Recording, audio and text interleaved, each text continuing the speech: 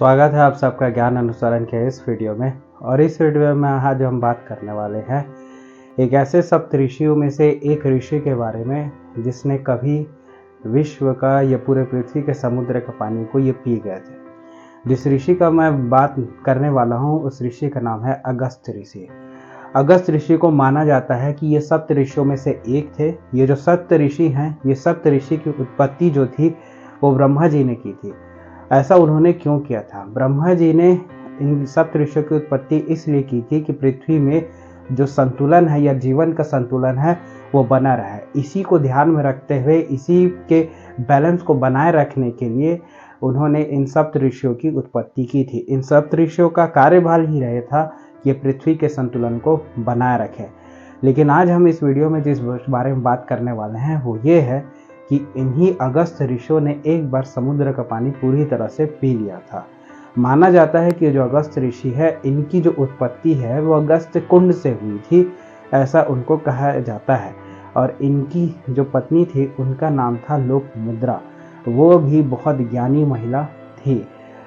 लेकिन यहाँ पर हम बात कर रहे हैं कि अगस्त्य ऋषि ने यहाँ पर जो पानी है समुद्र का वो क्यों पिया था। जब देवासुर संग्राम चल रहा था उस समय एक घटना घटती है। देवताओं ने वृत्तासुर नाम के एक राक्षस है उसका वध कर दिया था। तो वृत्तासुर के राक्षस के वध करने के पश्चात जो राक्षस थे और असुर थे वो डर गए और वो इधर उधर डरते हुए इधर उधर छिपते छिपते अंत में वो समुद्र के अंदर जा छिपे। समुद्र के अंदर जा छिपने के बाद देवता जो है वो इन्हें पकड़ नहीं पा रहे थे। मौका देख के ये असुर राक्षस बाहर आते थे, देवताओं और लोगों की हत्या करते थे और इसको वापस ये समुद्र में जाकर छिप जाते थे। ऐसा कई बार होने के पश्चात देवता यहाँ परेशान हो गए। वो विष्णु जी के पास गए और विष्णु जी के पास जाके उन्होंने याचना की और प्रार्थना की कि इस समस्या का कोई हल वो उन्हें बताएं। तो इस समस्या का हल सुझाते हुए श्री विष्णु जी ने उन्हें कहा कि आप इसका एक ही जो है वो एक उपाय है कि कोई ऐसा व्यक्ति हो जो समुद्र का पानी अगर पूरी तरह से पी जाए तब इन असुरों को आप पकड़ सकते हैं और इनका वध कर सकते हैं। और उन्होंने सुझाया ऐसा सप्त ऋषियों में से कोई एक ही ऋषि है और उस ऋषि का नाम है अगस्त्य ऋषि। आप उनके पास जाइए और उनके पास जाके अब उनसे प्रार्थना कीजिए, वही इस कार्य को फलित कर सकते हैं और अंजाम दे सकते हैं। तत्पश्चात जितने भी देवता थे वो जाके अगस्त्य ऋषि से प्रार्थना करते हैं। उनकी बात मानकर अगस्त्य ऋषि समुद्र का पूरा पानी है वो पी जाते हैं और ऐसा करते ही जितने असुर है वो राक्षस है वो सामने आ जाते हैं और उनका वध कर दिया जाता है। इसी के पश्चात देवता पुनः अगस्त्य ऋषि से आग्रह करते हैं कि वो समुद्र का पानी वापस छोड़ दे और इस पृथ्वी में जो पानी के जो संतुलन है उसको बना रखे। तब अगस्त्य ऋषि इससे पूरी तरह इनकार कर देते हैं। उसी के पश्चात जो भागीरथी की गंगा को लाने की घटना है वह होती है और पृथ्वी में वापस जो पानी है उसका संतुलन बन पाता है।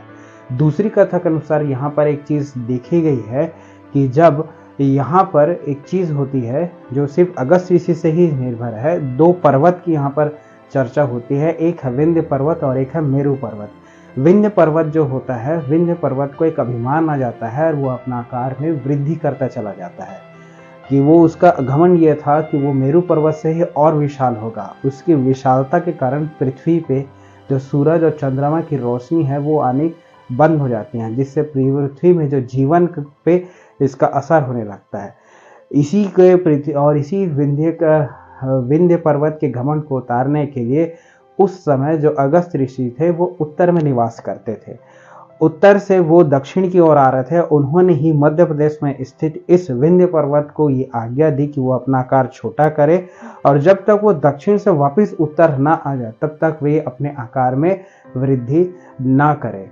तब से जो अगस्त्य ऋषि है वो दक्षिण की ओर प्रस्थान कर गए हैं और वहीं जाके वो बस गए थे और बसने के बाद वो कभी भी उत्तर की ओर नहीं आए। तब से विंध्य पर्वत का जो आकार है वो उसके बाद कभी नहीं बढ़ा।